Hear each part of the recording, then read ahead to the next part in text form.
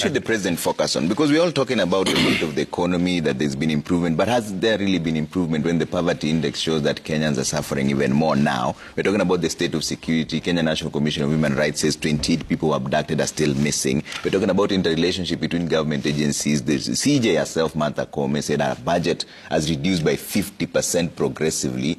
She's unable to even carry out some of the duties that the judiciary should.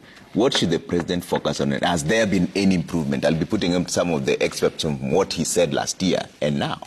You know, today is more painful than last year was. And just go through the litany of what Kenyans are going through today. Number one, as I speak now, there's a Kenyan who is unable to access healthcare services because Chief Shah has failed. And he was previously in NHIF that could take care of him. Number two, William Ruto has attempted to bring in Adani Group into Kenya. Adani has now been indicted by the U.S. New York court as somebody who was engaged in acts on corruption. In fact, there's now a warrant of arrest on Adani. He will find safe custody in Kenyan State House, while in the U.S. he belongs to jail. Number three, the killings of Gen Zs. We lost over 67 Kenyans killed by police officers. To date, we've not seen accountability. Not a single officer has been arraigned in court to answer for the deaths of these young people. Number four, we have abductions going on in this country.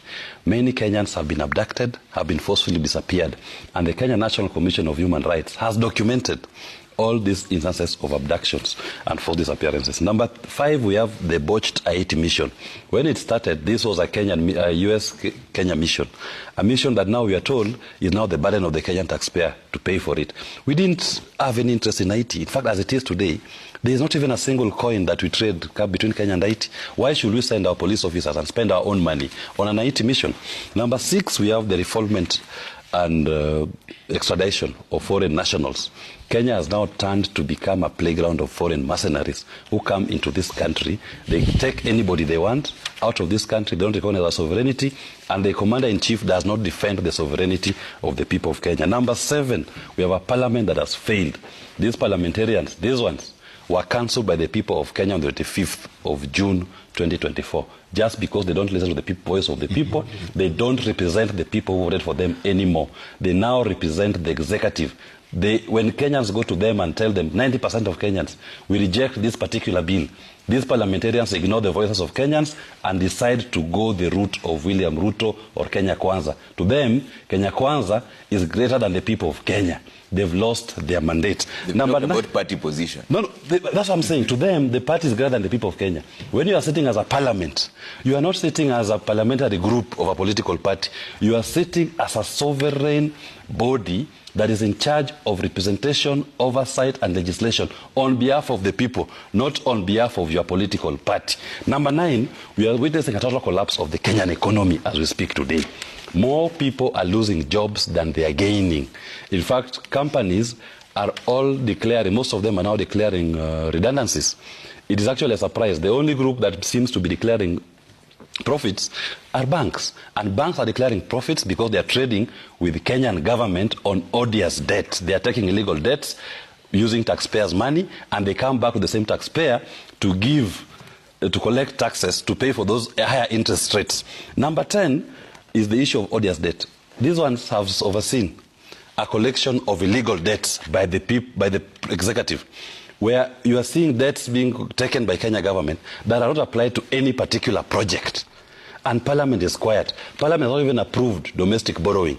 Parliament has not approved some of the illegal foreign debts, external debts that they are taking. And when you talk about Eurobond, that William Ruto managed to avoid the debt distress. No. What happened was Eurobond was before at 5.6% interest rate. They did a refinance at 10.5% interest rate.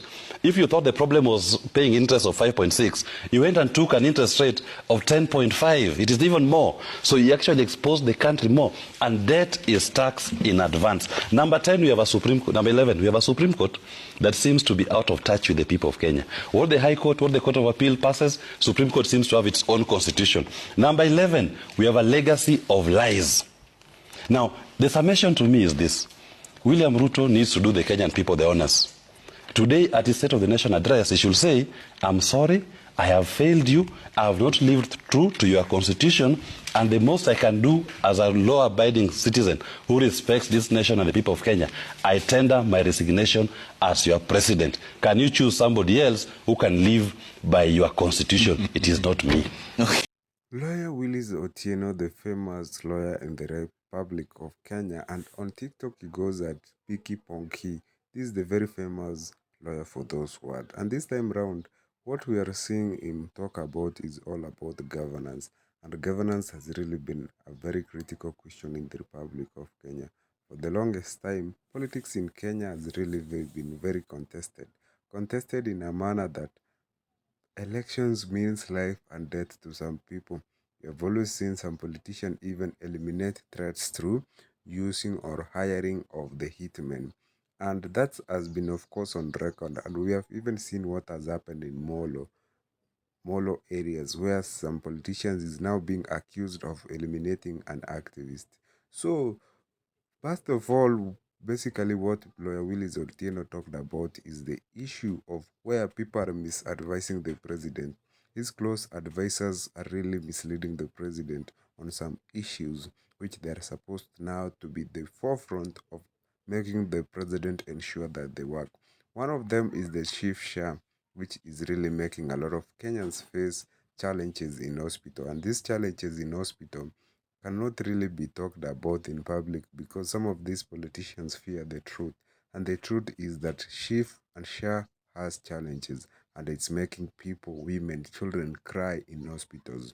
The other day we saw how they stormed the CS Health office in Nairobi to try and seek what is supposed to be better for them. Apart from that, he has talked about the corruption, look at the university funding model, and look how these politicians are behaving on national platform. They're coming to national platform to try and gaslight people that some of these things are working, yet it's very clear that they are not working. And the politicians have already gaslight citizens that some of these things are working. For example, these politicians, some of them use the parliamentary medical cover, whereas they are saying that Shifsha is working, yet they have never been to a public hospital around to see if Shifsha is working. What do you think about Mr. Piki Piki Ponki? Make sure you comment down there below.